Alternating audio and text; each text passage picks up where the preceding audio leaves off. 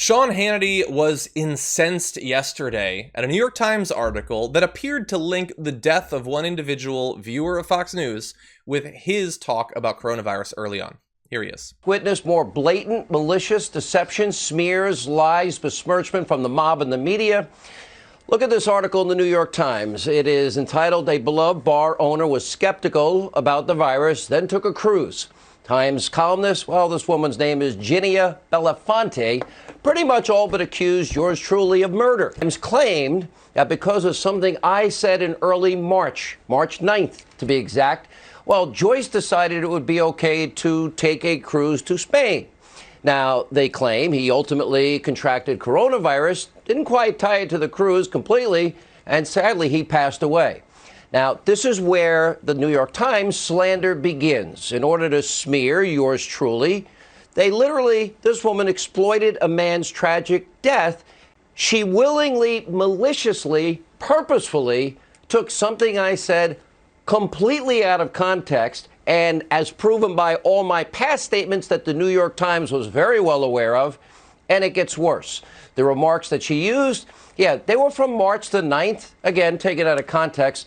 It was also 8 days after Mr. Joyce embarked on his cruise. Those are the remarks she referred to in her slanderous. Okay, so there you're seeing Sean Hannity talking about a New York Times article that talks about this individual who died because he didn't believe that coronavirus was a big issue. So he took a cruise to Spain, which has been incredibly hard hit by coronavirus, came back, still didn't take it seriously, started to experience symptoms, didn't take it seriously, and eventually, about a week ago, died. Now, I will say at the very beginning of this, I have no idea if this individual watches Sean Hannity's show, and no one who talks about coronavirus is directly responsible for anyone's life. But I do have to respond to what Sean Hannity just said there, because I am seeing multiple articles going around saying, aha, the New York Times was wrong to pin this on Sean Hannity, because as he pointed out in that video, one of the comments that they cite in the article, I believe the only comment specifically from Sean Hannity, came about a week after he went on the cruise. But there's just a few issues with that I want to go through. One, the article's not saying that he killed this individual. The article's not about Sean Hannity at all. It's about misinformation and the deadly toll that it can reap on individuals who believe the wrong thing. And what he is focusing on is, it quotes early comments from Hannity's proclaiming that he didn't like the way that the American people were getting scared, quote, unnecessarily. He saw it all, he said, as like, let's bludgeon Trump with this new hoax. That is the comment that came about a week after he got on the cruise. And that is what he and all of the articles attacking the New York Times article have focused on. But that does not prove what they think it proves. First of all, as soon as I saw that comment came a week after the guy got on the cruise, it immediately occurred to me, perhaps it's occurring to you right now, okay, well, what did he say before the guy got on the cruise? Why don't we follow up and see? And so I decided to do that. I went back, and while I would have loved to have watched like a month of Sean Hannity's coverage, I would have literally killed myself during that, so I chose not to. I looked at the episode from February 27th. Here are just a few of the things he said 4 days before the cruise. Let's be very clear about that. The end is near, the apocalypse is imminent, and you're going to all die, all of you, in the next 48 hours. And it's all President Trump's fault. Or at least that's what the media mob and the Democratic extreme radical socialist party would like you to think. They are now sadly politicizing and actually weaponizing an infectious disease. Now, many on the left are now all but rooting for corona to wreak havoc in the United States. Why? To score cheap, repulsive political points. Now, should we, let's look at this seriously. Left literally whipping this country into a frenzy, some promoting extreme measures immediately, close schools immediately, daycare centers, businesses, mass transit systems, and the cancellation of any large gathering.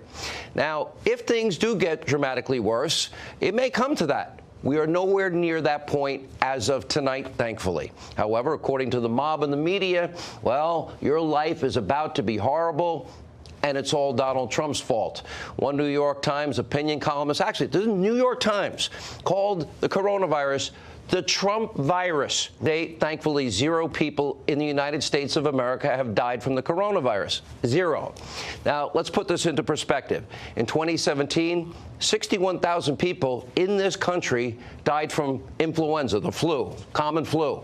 And around 100 people die every single day from car wrecks. Of course it's tragic. But despite what you hear, the world is not coming to an end.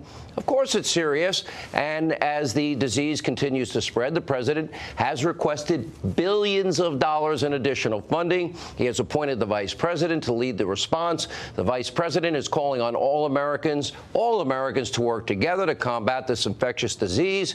Democrats, the media mob, they're having none of that. Instead, they're more interested in launching vile, vicious personal attacks for cheap political points. Okay, so Hannity wants you to believe that his conscience is totally clear because one thing from March 8th, quoted in the article, where he says this is a bludgeon being used to attack Trump, that happened after the cruise. The problem being that 4 days before the cruise, he said far worse and far more than that. He said, oh, the sky is falling, everyone's gonna die. That's what the libs want you to believe. They're weaponizing it. They're politicizing it. It is just a tool of the left.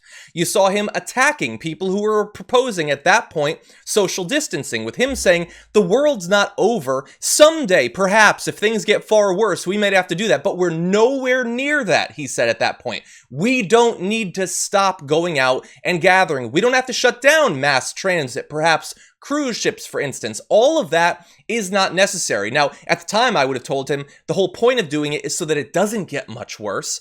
But fine, he thought it was a stupid idea at that point. And again, I have no idea if the individual talked about in this New York Times article has literally ever watched Sean Hannity's show. But I know that if he did in the week leading up to his cruise ship, he would have been left with the impression that this is not a serious thing. He doesn't have to take it seriously. Things don't need to be shut down. And later in that show, the same show, Sean Hannity had Vice President Pence on. And Pence, among other things, said that the risk of coronavirus spread in the U.S. remains low thanks to Trump's decisive action, leaving viewers with the impression that the vice president has got this thing on lockdown. Trump is taking it seriously. You don't have to worry about it. And look, Sean Hannity is just one of many Fox personalities around this time that was talking about coronavirus exclusively as a tool being used to attack Donald Trump. Many of them used the word hoax, not to say that the disease itself was a hoax, but that the conversation around it, the panic around it, is a hoax. Many of them, you can go and see the big graphics they'd have on the side that this is the left going viral. This is the coronavirus hoax, the smear against the president, all of that. If you were unfortunate enough, tragically, to have been watching Fox News to get your news during this time, you believe that the coronavirus was not serious. Okay? And so for this individual, if he was watching Hannity, that is what he would have been left with. And there's another flaw with Hannity's defense of himself that you saw earlier. He says that one quote, again, it wasn't just one quote, I just showed you a bunch of quotes from before the cruise left. He says that one quote happens after the cruise. So how could that possibly have influenced him? Well, the issue for individuals like the one who died in this story is that they didn't just get exposed to the virus because they believed it wasn't serious, and it didn't stop on March 1st. They continued to be misinformed by the people that they trusted, okay? And so I'm going to skip ahead. You have quotes from the family member. So from the daughter, who said, there was a way he might have avoided the trip, his daughter speculates. So this is before the cruise. If Trump had gone on TV with a mask on and said, hey, this is serious, I don't think he would have gone. When her father began to feel sick, he resisted getting tested. He didn't think he could have it, the daughter says, because he wasn't 100% confident that it was a thing. That means that long after that March 8th Hannity show, he still didn't believe that it was serious. He had the virus. It was beginning to spread in his body. He was beginning to feel symptoms, but he was led to believe that it wasn't serious. It's just the flu, they said so many times. And so he resisted getting tested. He resisted getting treatment. Okay? That is the tragedy that this individual, and again, I have no idea if he watches Sean Hannity, was so misinformed that it potentially cost his own life. There was one other quote from the daughter that I want to read. 7 days before he was admitted to the hospital, Joe and Kristen, this is the individual and his daughter, had an argument about the emerging public health crisis, which Kristen described as the only dispute she ever had with her father that she wished she hadn't won. Quote, he said, "Don't you think this is fishy? Do you know anyone who has it? Do you know anyone who's died from it?" And I said, "Dad, I don't know anyone now, but give me a week and I bet I will." And tragically, not long after that, her father had died. So after the cruise, after March 8th, he still didn't believe that it was serious. And many, many Americans didn't believe it's serious. And that is the true issue. It's not about one individual in one story, although that is a tragedy.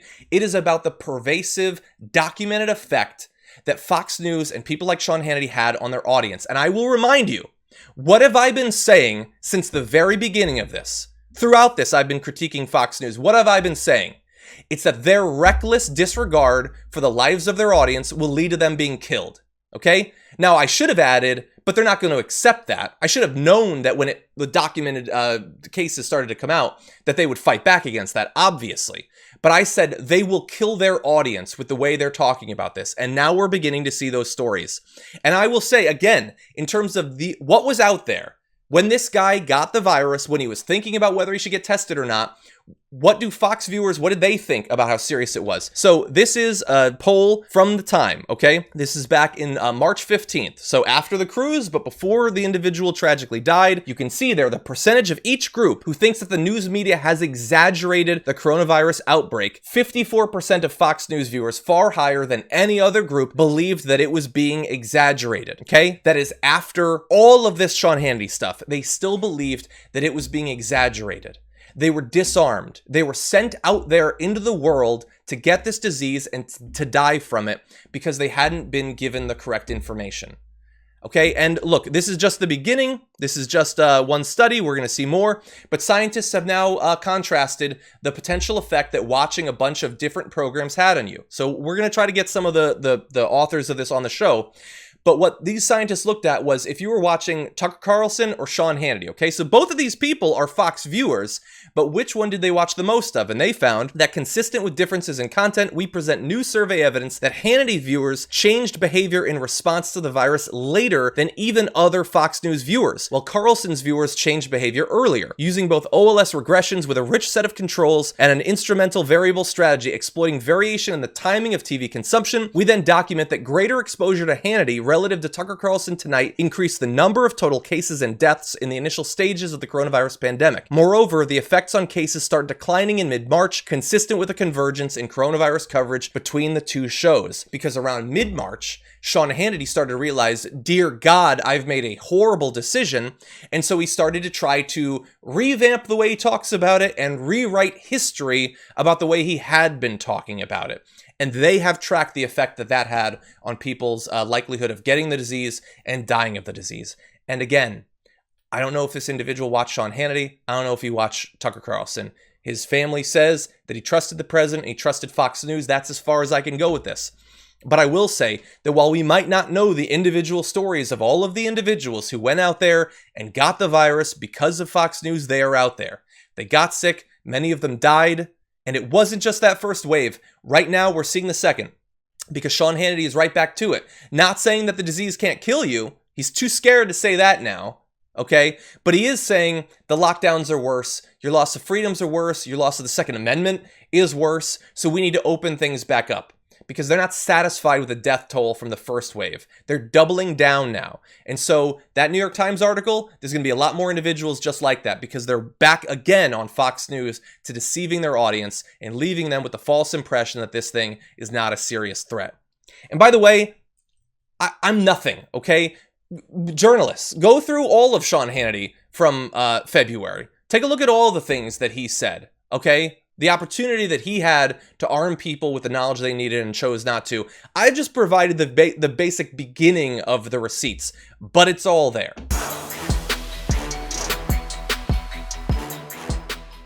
For more political news breakdowns, interviews, stories of activism, and me trying my hardest to care about the occasional big celebrity news story, subscribe to our YouTube channel at youtube.com/thedamagereport. And you can ring the bell wherever it is so you don't miss anything.